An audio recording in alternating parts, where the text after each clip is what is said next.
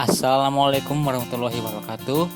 Perkenalkan, nama saya Muhammad Obi Syafruddin. Saya mahasiswa Universitas Amikom Mokerto yang berNIM 17120021. Di sini saya akan share materi mengenai design thinking dan strategi digital fundraising mengenai Vidya dalam kasus COVID-19. Pengertian digital fundraising dan Vidya. Digital fundraising adalah proses pengumpulan kontribusi sukarela dalam bentuk uang sumber daya lain dengan meminta sumbangan dari individu, perusahaan, yayasan, atau lembaga pemerintah. Vidya adalah memberikan makanan atau sesuatu kepada satu orang miskin atau orang yang tidak mampu sebagai pengganti bagi yang tidak mampu berpuasa di bulan Ramadan. Vidya dilakukan oleh kaum muslim yang tidak mampu berpuasa dengan cara memberikan makanan bagi orang miskin sebagai ganti puasa. Kemudian design thinking merupakan metode penyelesaian masalah yang berfokus pada penggunaan atau user people center. Dalam metode ini perlu ditekankan bahwa setiap tindakan yang dilakukan berpusat pada apa yang diinginkan dan dibutuhkan oleh user. Ya, masuk ke tahapan design thinking. Yang pertama ada empathize, define, edit, prototype, dan test. Ya, masuk ke permasalahan. Di sini ada 3 permasalahan. Yang pertama, membayar Vidya hanya untuk melunasi utang puasa dan tidak tahu dana yang disalurkan itu untuk apa. 2. Tidak bisa menjalankan puasa karena pekerjaan berat. 3. Bisa berpuasa tapi tidak bisa berbuka. Ya, masuk ke empathize. Untuk mendukung empathize ada 3 pertanyaan inti, yaitu apa, bagaimana, dan mengapa. Masuk ke apa? Sesuai dengan yang sudah saya bahas, ada 3 masalah, yaitu yang pertama, membayar Vidya hanya untuk melunasi utang puasa. Yang kedua, tidak menjalankan puasa karena pekerjaannya berat. Yang ketiga, bisa berpuasa tapi tidak berbuka. Lanjut yang kedua, yaitu bagaimana mengalami masalah itu. Pertanyaan bagaimana dapat dilihat dari proses contohnya, seperti adanya penyalahgunaan dalam membayar Vidya yang sebenarnya disalurkan, tetapi ada yang menyalurkan salah. Seharusnya itu disalurkan kepada orang yang membutuhkan, bukan ke orang yang mampu. Ya, masuk ketiga, yaitu mengapa. Pada masalah ini terkait dengan alasan seperti itu. Yang pertama, membayar Vidya hanya untuk melunasi utang puasa karena mereka tidak peduli tentang fidyahnya akan disalurkan kepada siapa. Yang kedua, tidak bisa menjalankan puasa karena pekerjaan berat. Alasannya karena memang tukang becak atau tukang buruh itu membutuhkan energi yang banyak untuk menjalankan puasa. Yang ketiga, bisa berpuasa tapi tidak bisa berbuka. Ternyata puasa itu dapat menghemat biaya pengeluaran tetapi tidak dapat mengcover kebutuhan untuk berbuka puasa. Ya, masuk ke define.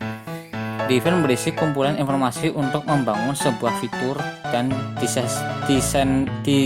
disintesis untuk menentukan masalah inti yang diidentifikasi. Pada tahap define ini sangat membantu untuk menyelesaikan masalah.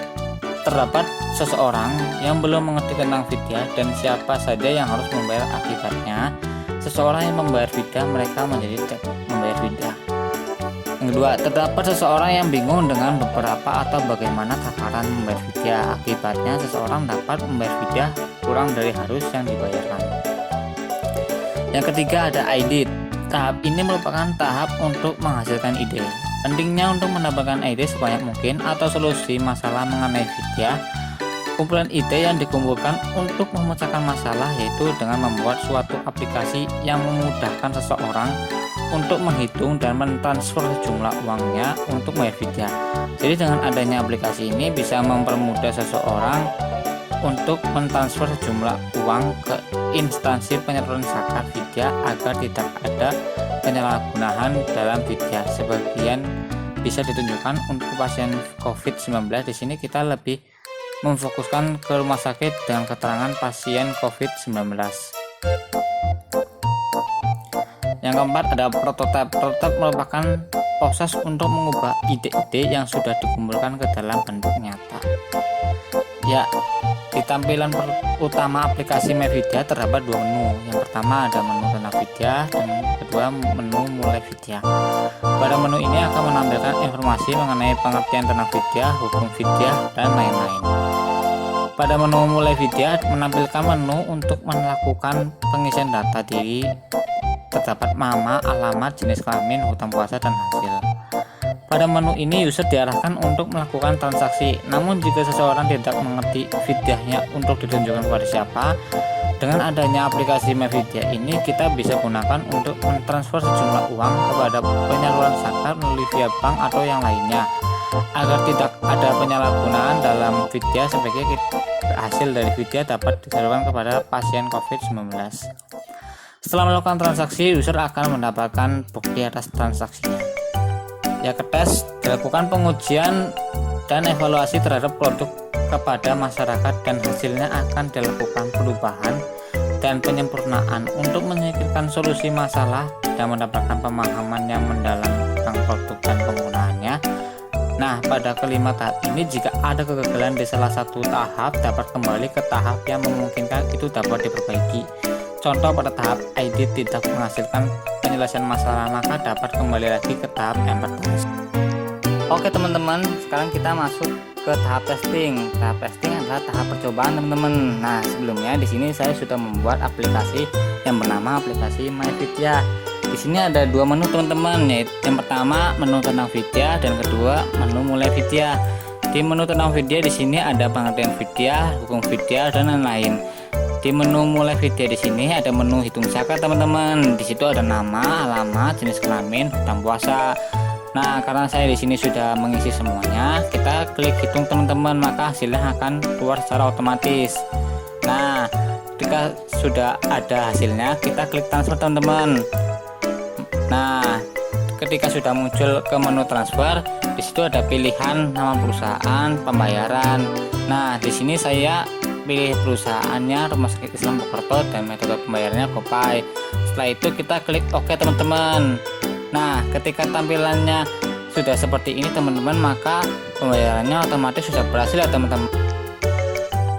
Oke teman-teman, jadi kesimpulan yang dapat saya berikan kepada teman-teman mengenai materi ini yaitu masalah-masalah tersebut dapat diatasi dengan adanya pembuatan aplikasi yang seperti saya buat ini ya teman-teman, sehingga tidak terjadi penyalahgunaan atau salah menyalurkan Vidya.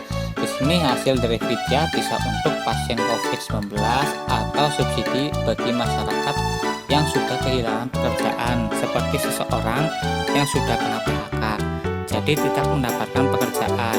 Sekian dari saya mengenai desain linking dan strategi digital fundraising mengenai Vidya COVID-19.